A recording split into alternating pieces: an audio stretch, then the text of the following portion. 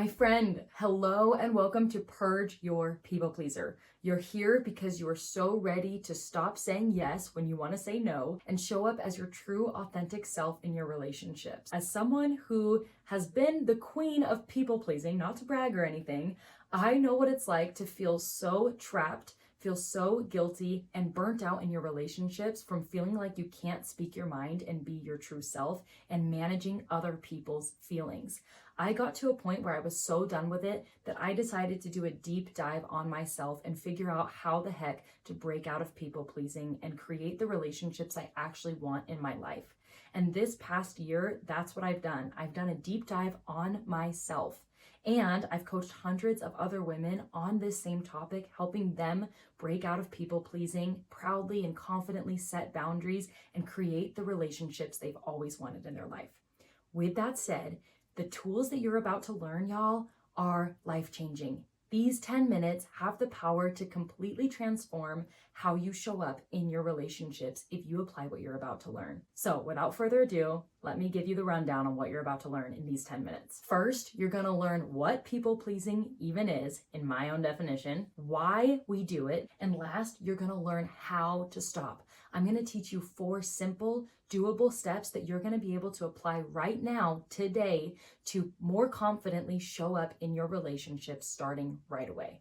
Let's get to it. So first of all, what the heck is people pleasing? From my own experience and from coaching hundreds of women on this topic, I've narrowed people pleasing down to 3 words. People pleasing is dishonesty, it's being self-focused, and it's fake love. Hear me out on this. People pleasing is first of all dishonesty. We are being dishonest about who we are so that people will like us. When we people please, we're being dishonest about what we really think, what we really feel, what we really believe, and what we like and what we dislike. We put on a fake front so that we can be liked. People pleasing is also being self-focused. Now, I know you're sitting there and you're like, no, Katie, I'm people pleasing because I really care about other people's feelings. Now, I'm not going to argue with you. I believe you do care about other people's feelings. But people pleasing in and of itself is being focused on how people are perceiving you. You are caring about whether they like you, whether they approve of you. And that's why you're being dishonest. And last but not least, people pleasing is fake love. When we people please, you're not really showing real love. You're putting on a performance. You're showing a fake you. There's a difference between relationships being built on real love and relationships being built on just avoiding contention. When people are just pleased with you, that doesn't mean that there's real love and connection in the relationship. When we people please, we're just avoiding contention, not creating real lasting love. So ultimately, why do we people please? In my opinion, I felt like it all came down to one main fear. Fear of being fully seen for who you really are. Think about it. When we people please, we fear being fully seen for what we really think, what we really believe, especially when it's different or unaccepted by other people. We fear being seen for our quirks and weaknesses and shortcomings and imperfections. We fear others fully seeing our desires and real wants and real dreams and real wishes because maybe they're seen as selfish or evil. For me personally, I feared people really seeing my true religious beliefs, political beliefs, my real passions and my real dreams to grow a school. And I'd find myself in conversations with people constantly just agreeing with things I didn't even agree with because I didn't want them to fully see the real me and disapprove of it. And that brings me to this point. We fear being fully seen for who we really are because if they see who you really are, they might not like it. They might reject you. They might disapprove of you. They might not love you. Now, y'all, okay, this is a valid fear. It comes from hundreds of thousands of years of existing as humans. As cavemen, we needed to exist in tribes. And if you were booted out of the tribe, if you were disliked or disapproved of, well, you would literally die. And so we still carry that fear with us today. If we're booted out of the tribe, if we're disliked, yes, our brains alert us and tell us we are dying. They think it's a threat to our survival. But I want you to really think about it now. What is the worst that can happen if someone dislikes you or disapproves of you? Well, they dislike you or disapprove of you. So I want to share with you a couple really important mindset shifts that are going to help you stop feeling so fearful on what others think about you. And this is so important before I tell you the 4 to-dos, because I found when coaching other women on this that I can give them all the action steps, all the exact words to say. But if they don't have this right mindset shift, they're not going to do it, or they're going to do it really apologetically and fearfully. So here's the mindset shift that you need. I'd love to promise you that as you just put yourself out there and risk being fully seen for who you really are, that the whole world is just going to be like, oh my gosh, she's amazing, I love her. But the reality is, some will do that and others will hate you. The reality is, you and I are not for everybody, and we were never meant to be for everybody. In fact, if the entire world liked you, that would be a problem in and of itself. Because what that tells me is that you are living a vanilla, bland, agreeable life. You're being a person who others just say, oh yeah, she's cool. Yeah, she's nice. Oh yeah, I like her. About. If you try to live your life being for everybody, well, you're really just going to be for nobody. Most people will just generally like you. You're not going to make the big mark, the big impact, and create the deep relationships that you actually really want. So would you rather be just generally liked by being vanilla and agreeable? Or would you rather be fully loved by being your most powerful, raw, and authentic self? All right, if you're really ready to be fully seen for who you are and risk being disliked by some, well then, my friend, you are ready for your 4 action steps that you can do right away today. I put it in an acronym called NICE, because when we people please, we're just trying to be nice. Action step number 1 is to first notice. Notice when you're in a situation where you're tempted to people please.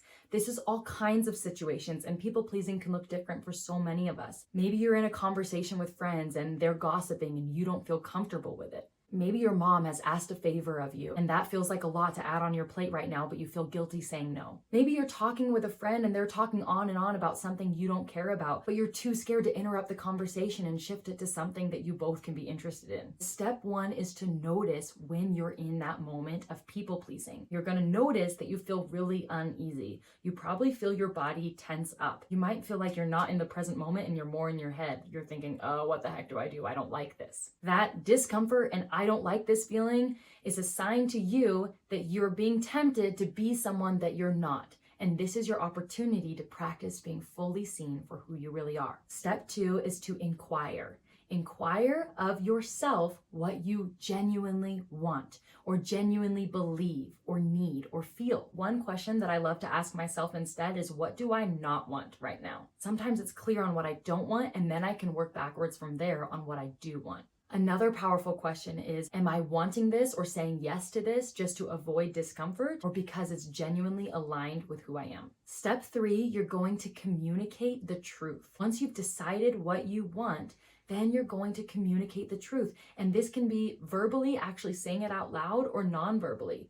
Verbally might look like saying no or saying yes. It might look like sharing your real opinion or disagreeing with someone or agreeing with them. It might look like interrupting the conversation and steering it towards something that you're interested in. Some non-verbal ways that you communicate your truth might be not laughing at something you don't find funny, or not participating in something you're not interested in or that you don't feel aligns with your values. And then last but not least, embrace the discomfort that follows. Y'all, once you do this, once you communicate the truth, you can expect that as you start practicing this, there's going to be the guilt that follows. There's going to be the anxiety and the fear and all the things that follow.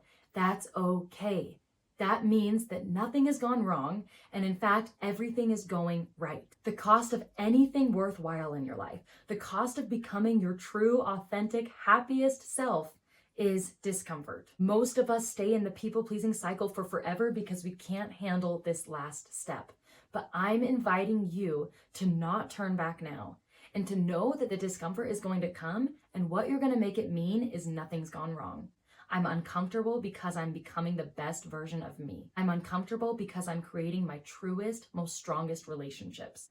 I'm uncomfortable because I'm on my way of finding the people who are right for me and meant to be in my life. Now, over time, as you practice this nice process over and over and over again, you're going to become less and less uncomfortable. You're going to get used to showing up as your powerful self. It's actually going to become really empowering for you. Now, let me give you a personal example of how I walked through this nice process. I had a friend group that was really into getting together and watching a show every single week. And this show just happened to be out of alignment with my values. I felt like it just wasn't a good show for me to be watching.